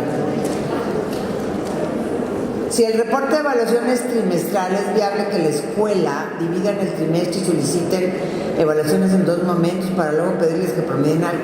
Mira, son de las cosas que hay que tener cuidado cómo empezar a hacerlas. Tienen que meditarse con mucho cuidado para que tampoco se llenen de trabajo innecesario. Si hacemos una buena evaluación formativa, que ahí va a estar el quid de la cuestión, entonces la evaluación sumativa va a salir por añadidura. Pero hay que probarlo, pues, ¿qué les puedo decir?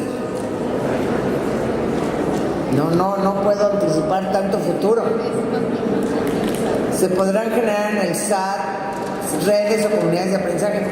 Pues yo creo que sí, y si, como les digo, Aguascalientes hace su propio site sobre todo esto, pues sería genial, la verdad.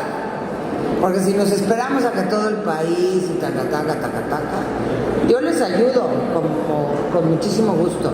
No técnicamente, pero sí a ver los contenidos. ¿Por qué hay tanto ruido?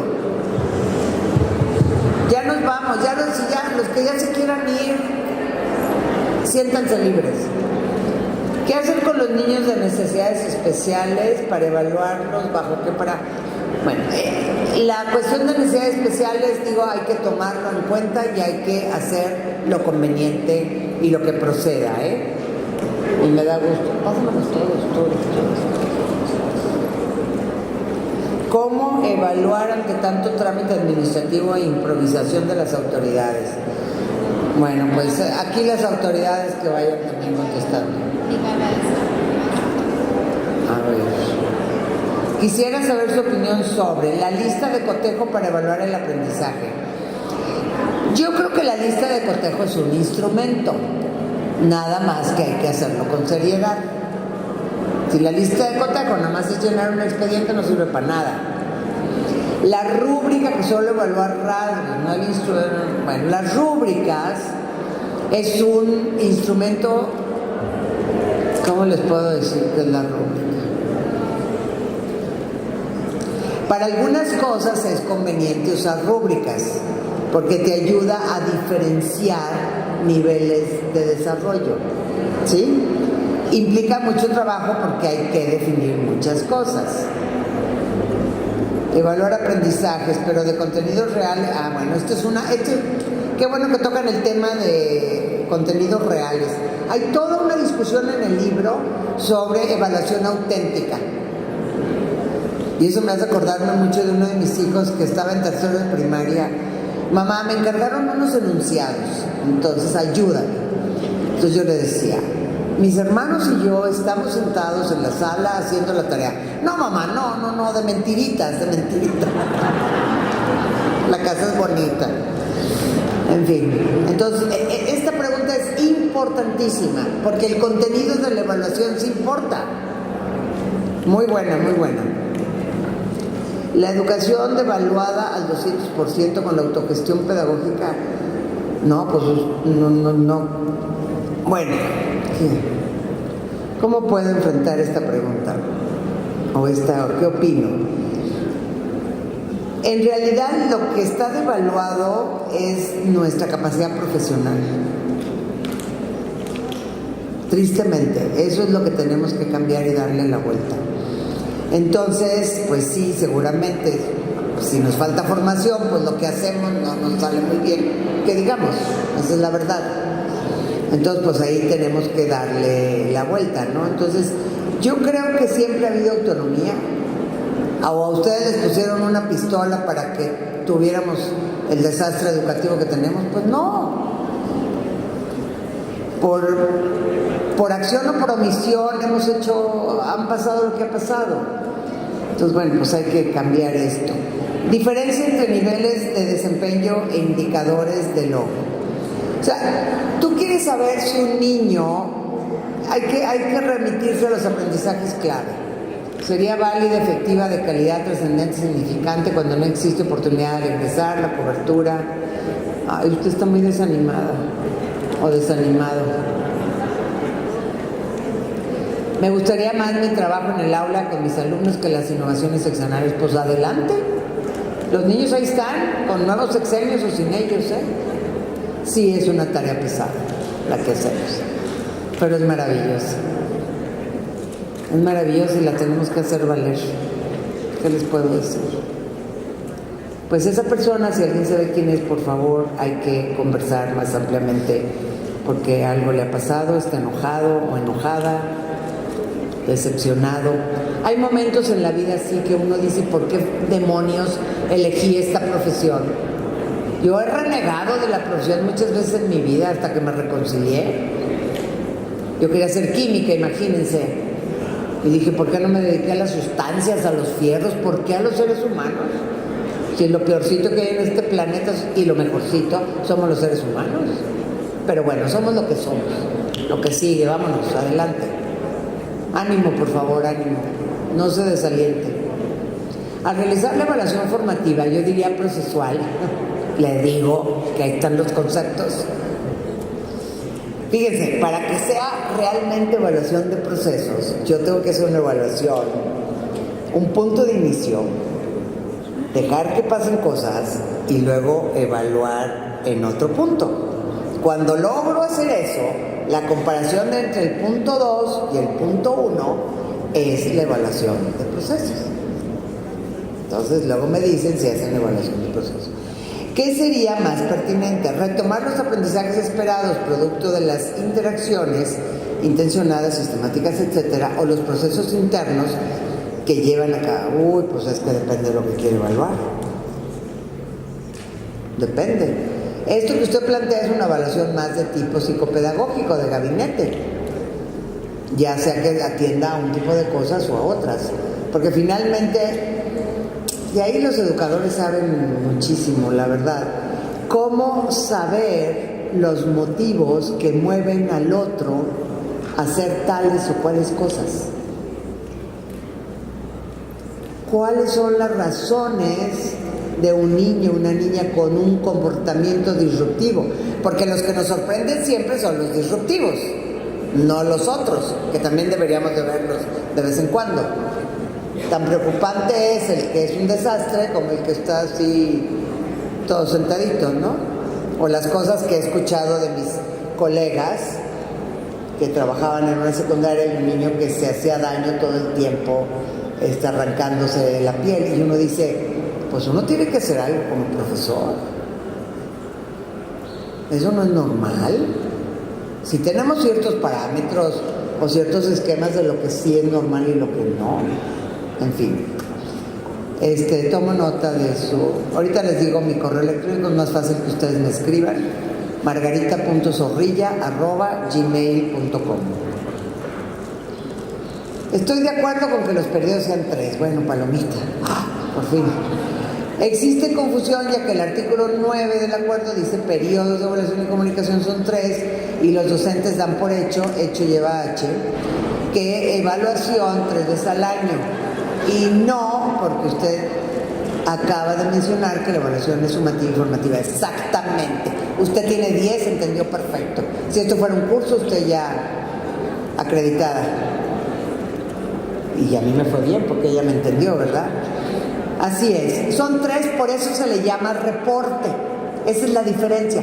La evaluación, concediéndoles la formativa permanente, y la sumativa, que es la que reporto. Los reportes son 3. Esto que dice esta persona es correcto. Pero existe confusión ya que el artículo 9 del acuerdo dice periodos de evaluación y comunicación 3. Hay un periodo. Y los docentes dan por hecho que la evaluarán 3 veces al año. Y no, porque usted acaba de decir que la evaluación es sumativa y formativa. Correctísimo. Desde la perspectiva de evaluación vigente, ¿cuáles son los aspectos de evaluación a considerar desde la función docente asociada al desempeño? ¿Qué debería valorar el docente? ¿De los alumnos? Pues los aprendizajes esperados, según los distintos componentes del currículo. Y eso, ahí tenemos un desafío gigantesco, maestros, porque si no dominamos el currículo, si no entendemos lo que son los aprendizajes esperados, pues estamos... A mí me da terror, porque no los domino, pero ese es el punto clave. Pues ¿a dónde queremos llevar a los chiquillos? ¿Qué sigue después de una evaluación? Es decir, prácticamente ¿qué sigue? Pues son las decisiones que vas tomando. Decides hacer cosas con los niños, la escuela decide hacer cosas, estos asuntos deberían de ser conversación de los equipos docentes, y te vas focalizando. ¿Cómo decides en autonomía, ¿cómo se llama? Autonomía curricular, ¿qué vas a hacer? ¿Cómo sabes si te vas a dedicar a pitos y flautas o vas a fortalecer aprendizajes académicos? Pues depende. Ahora, ¿eso lo vas a resolver en noviembre? Pues no. Este año y el que viene, pues ahí sí, como dice José, hay que esperarse unos 3 años, ¿verdad? Hay que sembrar, hay que regar la plantita y esta se tarda, pero hay que machacarle. Les digo que en el artículo 12, la acreditación, la asistencia, se menciona que los alumnos de educación preescolar, primaria y secundaria deben cubrir al menos 80%. ¿Qué debemos hacer en educación preescolar si un alumno de primero y segundo no cumple y no puede acreditar el grado escolar? Bueno, esto ya lo comenté, voy a llevármelo porque sí es una duda importante. Y como nosotros luego nos da por ser súper reglamentarios y normativos, pues nos vamos a chutar a los niños y eso no se vale. Pero por eso, el 80% de existencia es el criterio. Pero hay una cosa, maestros, que se llama sentido común. Y les voy a contar casos. Niños que tienen cáncer o que tienen alguna enfermedad y que tienen que estar en sus casas largos periodos por los tratamientos. ¿Van a cubrir el 80%? Pues no. Pero hay apoyos y hay cosas que las escuelas pueden dar a través de los padres. Por ejemplo, el otro día me contaba la maestra Elisa Bonilla una conversación con una profesora y pues espeluznante, ¿verdad? Porque un niño brillante, pero no va a la escuela. Y entonces, ¿qué va a hacer? Planteando esta cuestión de las asistencias. Entonces ahí va la maestra a ver a la familia. Y entonces ya la señora le dice, es que mi marido es sicario. O sea, padrísimo, ¿verdad? ¿Cuántos casos creen que hay así? Así. Y no creen en la escuela. Entonces no quiere que mande al niño a la escuela. Y mi marido está ahorita en casa, por eso el niño no va a ir. Y entonces lo que hicieron fue, obviamente, ahí no le vas a aplicar el 80% de asistencia, por Dios. Pero por eso las normas son normas específicas de control escolar. ¿Sale? Entonces, criterios, somos adultos. Entonces, ese es lo que hay que usar. Los Estados Unidos, y ustedes aquí lo han de ver, hasta con familiares. Viajan, las gentes que están en Estados Unidos viajan a estas zonas del país cualquier época del año. Porque son las vacaciones de los papás. Y los chiquillos, mi marido es de Tepatitlán, Jalisco, lo he visto N veces por estos rumbos. Ahí van los chiquillos al baño, lo que ustedes quieran, y está la mamá, y tienes que hacer la tarea, y tienes que no sé qué. Entonces, les dejan, por el tiempo que van a estar fuera de la escuela, les dejan actividades a sus profesores para que puedan sacar adelante el ciclo escolar. ¿Qué es tan difícil eso, oigan? Ah, bueno, entonces... Es lo mismo evaluar lo que se va a enseñar y enseñar lo que se pretende evaluar. No es lo mismo. Y eso es un problema. Ese es uno de los grandes broncas de las evaluaciones externas. Que es enseñar para la evaluación. Ese es un desvío del sentido de la evaluación. Entonces, tú evalúas... Y en realidad lo que evalúas es lo que el otro aprendió. Y de ahí tú infieres si enseñaste bien o no. Es un salto triple mortal, obviamente. Si un supervisor te va a ver, a lo mejor te puede evaluar tu enseñanza. Pero tú a ti mismo evalúas el aprendizaje.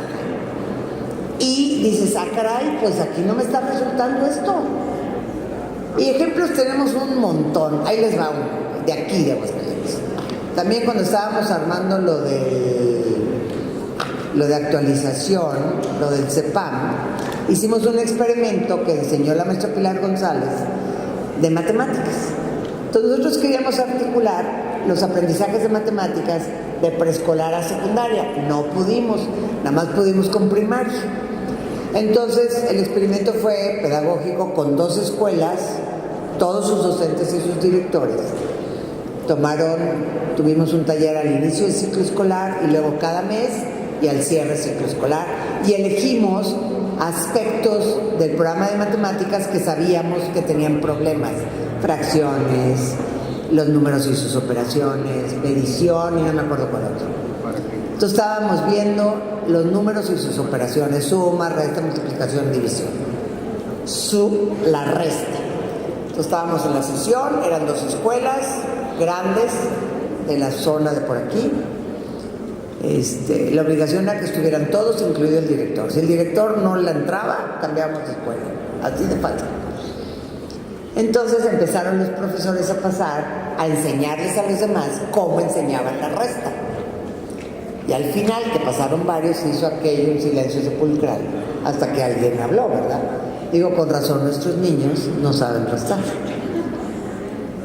Entonces los profesores tenían un problema de aprendizaje para su enseñanza. Entonces, entre todos, fue muy bonita esa experiencia y se puede replicar para 1000 cosas. Entre todos decidieron quién era el que mejor le explicaba y le habían entendido, para que se nos volviera a explicar, ¿no? Porque la resta está asociada a la división y ahí hay una serie de elementos que comprender que a nosotros no nos enseñaron cuando íbamos a la escuela. Pero aprender las 4 operaciones fundamentales es un asunto conceptual muy importante. ¿Y saben qué problema tenemos en matemáticas? No manejamos el sistema decimal de numeración. Entonces todo se viene en cascada. Todo. Entonces, no, hay que usar la cabecita. Entonces, bueno, muy buena pregunta. En el correo de invitación se nos indicó leer varios documentos, entre los que destaca el reporte. Deme un ejemplo para un maestro de tiempo completo, 12 grupos, 4 alumnos, de 4 alumnos, 12 grupos de 4 alumnos en total 4. ¿Cómo que veo?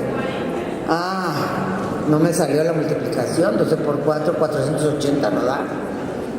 Bien, estas son de las cosas prácticas que hay que ver cómo le vamos a hacer. Ahora, esas 11 páginas, pues eso es lo que queremos que los niños aprendan. Se ve mucho, pero no es tanto. Lo que pasa es que está muy desglosado. Vuélvanlo a ver y ya que lo vayan comprendiendo ya no les va a parecer tan terrorífico. Soy directora de una primaria de esta ciudad y quiero compartir una preocupación que, aunque en cierta manera ya dio algunas respuestas. En mi colectivo docente entendemos que el reto en esta transformación es el diseño, pues, de instrumentos y de estrategias, no solo instrumentos, sino también cómo le vamos a hacer. ¿Qué podríamos hacer para contar con un acompañamiento técnico? Es una buenísima pregunta, pero bueno, pues yo creo que entre todos se pueden ir desarrollando cosas. Hay que pensar más en la estrategia de cómo hacerlo y eventualmente pues algunos técnicos pueden venir y hacer rebotes con ustedes. Un alumno que obtiene un 10 en español el primer trimestre ya pasó la asignatura, no necesariamente. Tiene más probabilidades. ¿Qué sigue después de una evaluación? Bueno, ya les dije, pues las decisiones. ¿A quién le corresponde el llenado del reporte de evaluación? Pues a los docentes. Las secundarias tendrán otros mecanismos. Y bueno, son de las cosas que, pues esa es una tarea de uno como profesor. Ahí sí no hay de otra. Ni le saquen al parche. ¿Qué considera como evidencia? La evidencia es producto de la observación o de la medición. Esa es una evidencia. En el lenguaje más tradicional, a mí me chocaba que en la primaria y en la secundaria nos pusieran exámenes de 5 preguntas. Sorpresa. Porque mis maestros sí hacían evaluación formativa. Porque de 5 preguntas, si tienes una mal, ya te sacas 8. Y eso me chocaba. Entonces, esa es una evidencia. Si tú de 5 preguntas tienes problemas en una, pues es el 20% de lo que te están preguntando. Pues todo depende de cómo manejemos. Esas son evidencias. ¿Cómo se define evidencia empírica? La evidencia empírica es algo que sucede, que tú observas. Ya sea que lo mediste o solo que lo observaste. Por ejemplo, nosotros los profesores, si sacamos las antenas, vemos muchas cosas. Si no las sacamos, pues no vemos nada. Perdón que me remita a mi experiencia personal. Yo tenía segundo de primaria, tuve 2 años, y había unos niños, había uno que era el más alto de la clase y hablaba como bebé. No podía decir perro, decía pelo, y así. Y era hijo de unos amigos de mis padres. Digo, bueno, ¿y qué le pasa, verdad? Entonces ya me puse a averiguar, les hablé a los papás, bla, bla, bla. Y resulta que era el menor de 8 hermanos, entonces todo le resolvían. El niño no había aprendido a hablar bien y sí le dije a la mamá, tú tienes recursos, este niño necesita una valoración técnica de educación y meterlo a desarrollo del lenguaje. Y se hizo. No necesité hacer ninguna prueba, ningún examen, ninguna nada. Uno tiene 3 ideas en la cabeza de lo que debe estar bien o debe estar mal. O cuando identifican niños que tienen problemas motores, por ejemplo. Pero una cosa así horrible que también me pasó con ese grupo, en la escuela en donde yo trabajaba había lectura pública, ¿no? O sea, los niños en la noche se juntaban los papás y para que los papás escucharan cómo leían los niños. Bueno, pues tú crees que todo el mundo está bien y un chiquito se para a leer porque le toca y se bloquea, bueno, casi se desmaya, una cosa horrible lo que les puede pasar. Bueno, yo me sentí tan culpable de no haber percibido el miedo escénico que esa criatura tenía. Y yo no hice ningún entrenamiento previo. Evaluación formativa. Pero son de las cosas que los maestros tenemos que hablar. Y nunca hablamos de esto. Siempre somos Juan Camaney y en todo nos va perfecto. Le va mal al de al lado, a mí no. Y eso no es cierto. No es cierto. Cuando uno se muere de miedo por los papás, por ejemplo, siéntense a platicarles a los maestros y pregúntenles qué les preocupa y escármenles tantito, nada más que prepárense para lo que van a oír. Se diluyó la formación en la familia y por eso tenemos que darle más énfasis en las escuelas. En cierto sentido sí, pero también las escuelas no han cumplido con su función. Entonces ahí hay un doble, porque las familias ahora son de personitas que pasaron por nuestras escuelas, perdón. Nosotros no formamos a los que van a ser papás a los 18 años, los formamos desde primero de preescolar. Y ahorita tenemos un problemón, yo no sé cómo esté Aguascalientes en cifras. Los embarazos adolescentes ya no solo son de bachillerato y secundaria, sino de quinto y sexto de primaria. Nada más díganme si la escuela no tiene algo que hacer en eso. Todavía no hay libros de texto al 100%. Bueno, aquí Lula toma nota. ¿Cuándo nos van a dar los libros de Ravela? Ella ya también está viendo esto. ¿Cuándo podría venir el responsable de matemáticas? Yo lo veo. Ella es del área de matemáticas, pero es una persona que ha estado muy vinculada con el desarrollo de autonomía curricular. Y sí vale la pena que la escuchen, ¿no? Evaluación formativa en matemáticas. Uno de los grandes errores de la reforma educativa está en la modificación al artículo 3º. Siendo un derecho humano y una garantía individual, se incluyó la idoneidad de los docentes cuando esto es laboral. Sí y no.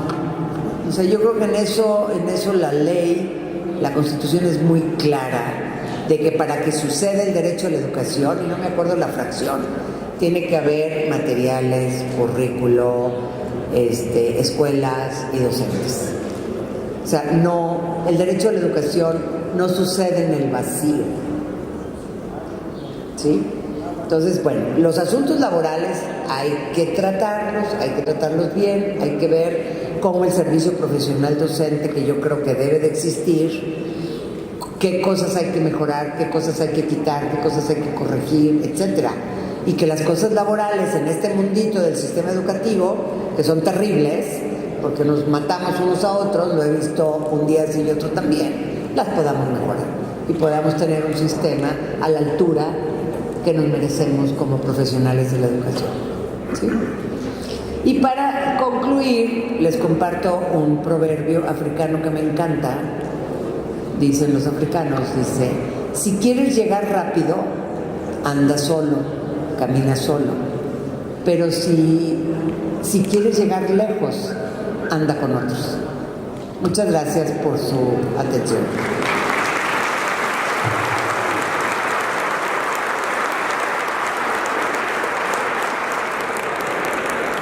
Buenas tardes a todos, espero que tener la oportunidad que nos sigamos viendo. Hasta luego.